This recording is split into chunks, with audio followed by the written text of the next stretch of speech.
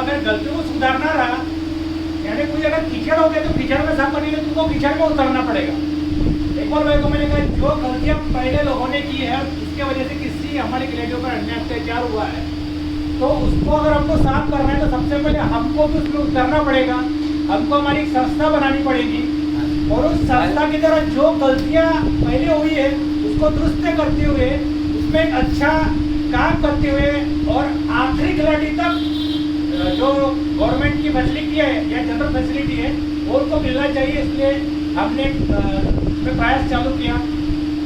इकबाल भाई जब भी आते थे तो हम चर्चा करते थे, हम अदर विषय में चर्चा करते थे क्योंकि स्पोर्ट्स के विषय हम इसलिए नहीं लेते थे क्योंकि बाकी संस्थाएं को लग रहा था कि वो काम कर रही है, लेकिन जब हमको पता चला कि इसमें काफ़ी तरह का भ्रष्टाचार हुआ है, आखिरी खिलाड़ी को इसका लाभ नहीं मिला और कुछ चेहरों ने इसका लाभ लिया है, तो फिर हमने कहा नहीं भैया ये तो सही होना चाहिए। दिव्यांग है तो और ऊपर से खिलाड़ी है और तो उसको उसका लाभ मिलना चाहिए।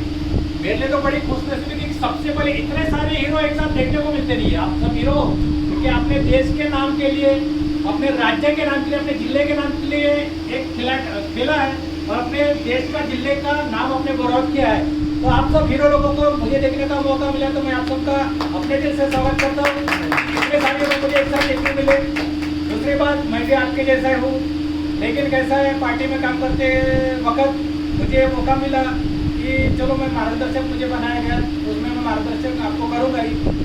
स्पोर्ट्स का हमने जब शुरू किया तो इकबाल भाई ने उसके लिए काफ़ी प्रयास किया, तो ये मेरी दिली ख्वाहिश थी कि स्पोर्ट्स का जो नेतृत्व है हमारे इकबाल भाई करें, क्योंकि सबसे निचले तबके के व्यक्ति को अगर हम आगे लाते हैं, क्योंकि आप देखेंगे हमारी महिला अध्यक्ष दोनों पर हैंडीकैप है, का नाम है दोनों पर से हैंडीकैप है, वो उनको हमने महिला अध्यक्ष बनाया। तो जो सबसे निचले तबके का व्यक्ति रहता है उसको हम अध्यक्ष बनाते हैं और उसके नीचे हमारे बाकी के लोग काम करते हैं और उससे हम ये सीखते हैं कि उसकी क्या तकलीफ है, क्योंकि जब तक आपकी तकलीफ क्या है ये आप नहीं बताएंगे या आप उस तकलीफ में नहीं होंगे तब तक हम दूसरों की तकलीफ नहीं समझेंगे। तो ये इसी विषय को लेकर हमने आज स्पोर्ट्स की मीटिंग रखी है। इस मीटिंग का उद्देश्य ये है कि आखिरी तबके के खिलाड़ी को उसकी फायदा मिले। जैसे कि अभी मैंने कुछ देर पहले भैया से भी चर्चा की थी कि एक सबसे ऊपर आपका जो अन्याय हुआ है कि नागपुर महानगर पालिका में जो 2 लाख का निधि मिलता है उसमें स्पोर्ट्स के किसी भी व्यक्ति को निधि नहीं मिला। क्यों नहीं मिला? क्योंकि सिर्फ 15,000 रुपये को बाहर खेलने के लिए गए थे करके तुम्हें को हमने 15,000 दिए तो 2 लाख नहीं दी। तो इस विषय में मैंने एक से बात की कि सर वो तो देश के युवा खिलाड़ी है, देश का नाम रोशन करने वहाँ गए, इंटरनेशनल खेलने गए, नेशनल खेलने गए, ये 15,000 उनके आने जाने का खर्चा है, इसमें रोजगार का विषय है। रोजगार के लिए आप उनको देंगे तो खुद की जिम खोल सकेंगे, वो अपने लिए अच्छे नए और आधुनिक इक्विपमेंट ले सकेंगे, जिससे कि उनको और आगे बढ़ने का मौका मिलेगा और देश का जिले का नाम रोशन करने का मौका मिलेगा। इस विषय में मैंने किसी स्पोर्ट्स वालों से बात भी किया, लेकिन उन्होंने कहा नहीं भैया बोले हमको हमारा मिल गया, हम बाकी नहीं कर सकते है। तो फिर मैं बोले जानते जब बिल्कुल जरूरत नहीं है तो हमारे तो कैसा बिल्कुल जरूरत है, हम उसके लिए लड़ते हैं। और लेकिन अभी आप ये जुड़े हैं और आपकी भी कोई समस्या है तो उस व्यक्ति को उस समस्या का लाभ हम सब मिलकर उसमें करेंगे और कुछ जो कुछ अच्छे हमको उसकी जानकारी स्पोर्ट्स में मैंने इसमें छोड़ दिया था।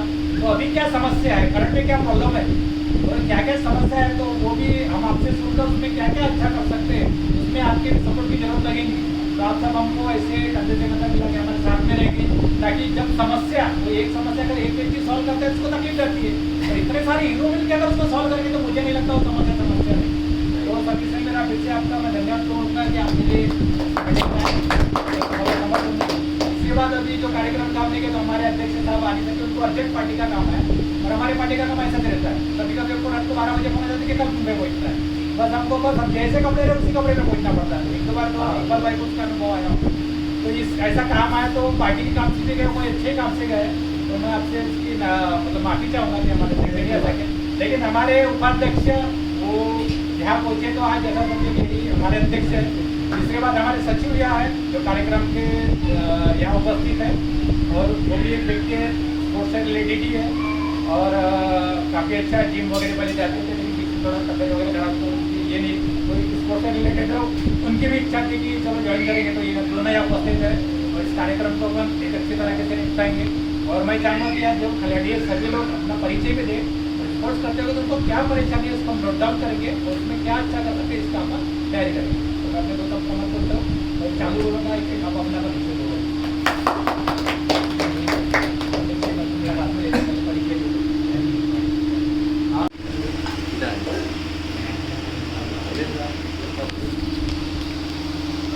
नमस्कार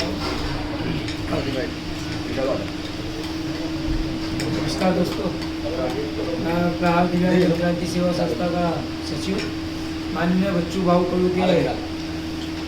पहली बात तो प्रहार क्या है, प्रहार का मायना क्या है ना? प्रहार क्या नाम है? प्रहार यानी जो गरीबों का, गरीब और जो अपने दिव्यांग कमजोर जिनका हक और अधिकार जो दिलाने में सक्षम है, उसका नाम है प्रहार। जो गरीबों का हक दिलाए उसका नाम है प्रहार। हमने अभी तक का नागपुर महानगर पालिका में अपने दिव्यांग भाइयों के लिए 200 लोगों के लिए 1-1 लाख रुपए का अनुदान पास कराने वाली वो भी प्रहार, 100 से वाटअप करवाने वाली प्रहार। अभी आज जैसे कि हमारे पास में नवी समस्या है स्पोर्ट की, और ये जो दिव्यांग नोंदणी वगैरह जो चालू हुई, ये भी प्रहार के माध्यम से हमने चालू करवाया। हमको किसी को मालूम नहीं है और हम किसी को तराश देते भी नहीं, मगर हमारे पास जब तक तो कोई समस्या आती नहीं तब तक हम उसके लिए संघर्ष करते हैं। आज जैसे हमारे पास में इकबाल भाई ने अपने हमको बताया ऐसी ऐसी समस्या है, तो ठीक है, आप तो स्पोर्ट वालों के सभी भाई लोगों के साथ तो बैठ के समस्या सुनेंगे, है ना? और समस्या सुनने के बाद में अभी आपकी समस्या नहीं रह जाएगी, ये अपन सब भाइयों की समस्या है। सही बात। और ये समस्या को हम बहुत जल्दी यश दिलाएंगे और तुम्हारे हम मुकाम तक पहुंचा कर दिखाएंगे। ये अभी तक तो जो हम कर आते हैं, हमारा काम करने का एक तरीका अलग ही है। अगर से हमने ठान लिए, प्रहार के माध्यम से हमने ठान लिया कि हमको आपके लक्ष्य तक पहुंचाना ही मेरा मकसद है, चाहे मेरे को कोई भी अंजाम और कोई भी सीढ़ी पर कदम रखना पड़े, तो हम वो लक्ष्य को जरूर अंजाम देकर रहते हैं।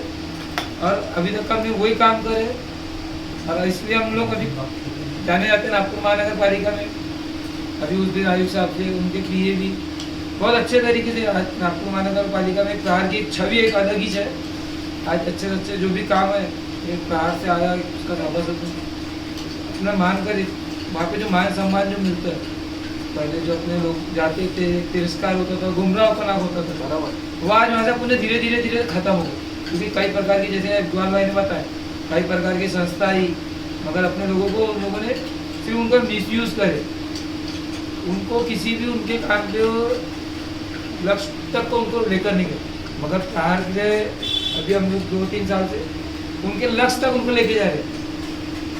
और अभी अपने किसी भी दिव्यांग भाई के साथ में बोलो, किसी भी गोर गरीब के साथ में कोई अत्याचार नहीं है, उसका नाम है प्रहार। ताकि मेरे से कुछ भूल चूक हुई तो क्षमा करना भाई, वो बोलना नहीं आता, जो भी बोला क्षमा करना।